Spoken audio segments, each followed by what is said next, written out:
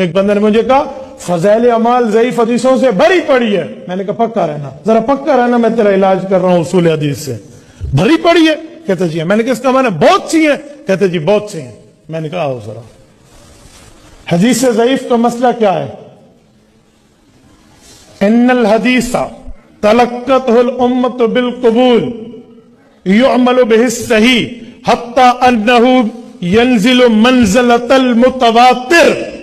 امام ابن الحمام کی اٹھائیے فتح القدیر, وہ فرماتے ہیں ضعیف حدیث کا اصول یہ ہے کہ جب کئی ضعیف حدیثیں ایک مسئلے پہ آ جائیں اس کو ماننا ضروری ہو جاتا ہے, متواتر کے درجے پہنچ جاتے ہیں.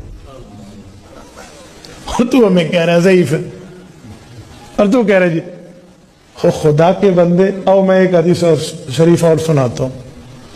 قال ابن عبد البر في الاستذكار لما حكى عن الترمذي ان البخاري صح حديث البحر هو الطهور ماؤه واهل الحديث لا يصححون مثل اسناده ولكن الحديث عندي صحيح لان العلماء تلقوه بالقبول.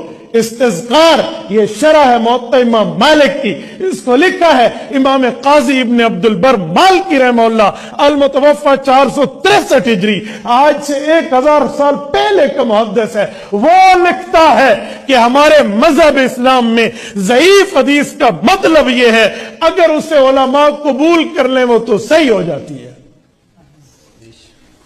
یار تم نے کبھی اصول حدیث پڑھے ہوتے, اصول حدیث سمجھے ہوتے تو کبھی نہ کہتا فضائل اعمال ضعیف حدیثوں سے بھری پڑی ہے. شیخ زکریا عالم تھے,